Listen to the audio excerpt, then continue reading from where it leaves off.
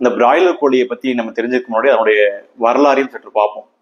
இந்த பிராய்லர் கோழிகள் இன்னைக்கு நேற்று வந்தது கிடையாதுங்க. 1916ஆம் வருஷம் ஒயிட் ஆன் மற்றும் கார்னிஷ் அப்படின்ற 2 வகையான கோழிகள்ல இருந்து ப்ரொடியூஸ் பண்ண ஒரு இனம் தான் அந்த பிராய்லர் கோழி.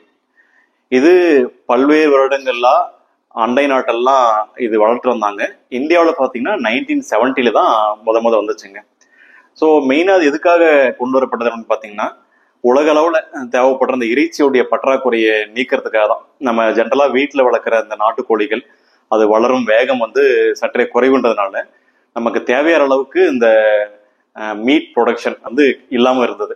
ஸோ அதை நம்ம ஓவர் கம் பண்ணுறதுக்காக வந்தது தான் இந்த பிராய்லர் கோழி வகையான கோழிகள். நம்ம இந்தியாவிலே பார்த்தீங்கன்னா உலக அளவில் தேவைப்படுற கோழி இறைச்சியில் இந்தியா தான் 3வது இடத்துல அதனுடைய ப்ரொடக்ஷனை கொடுத்துட்டு இருக்கு. ஸோ ஜென்ரலாக அந்த கோழிகள் 2ஆ பிரிப்பாங்க. லேயர், பிராய்லர்னு சொல்லுவாங்க. இந்த முட்டை உற்பத்திக்காக யூஸ் பண்ற கோழிகளை லேயர்னும், கோழி அந்த இறைச்சிக்காக யூஸ் பண்ற கோழி வளர்ப்பை பிராய்லர்னும் அப்படின்னு சொல்லுவாங்க. ஏன் இந்த பிராய்லர் கோழியை நம்மள நிறைய பேர் விரும்பி சாப்பிட்றோம்னா 2 விஷயங்க. ஒன்று, விலை மலிவு. நம்ம நாட்டுக்கோழி ஃபார் எக்ஸாம்பிள் 1/2 கிலோவுக்கு ஒரு 400 ரூபாய் 450 ரூபாய் நம்ம கொடுக்க வேண்டியது இருக்குன்னா, பிராய்லர் கோழி 1/2 கிலோ 150 ரூபாயில ஈஸியாக கிடைச்சிரும். 2வது விஷயம் பார்த்தீங்கன்னா, ஒரு 100 கிராம் இந்த பிராய்லர் கோழியில 30 கிராம் புரதச்சத்து இருக்குங்க. ஸோ புரதம் ஒரு நல்ல டயட், நியூட்ரிஷன் எல்லாருக்குமே தெரியும்.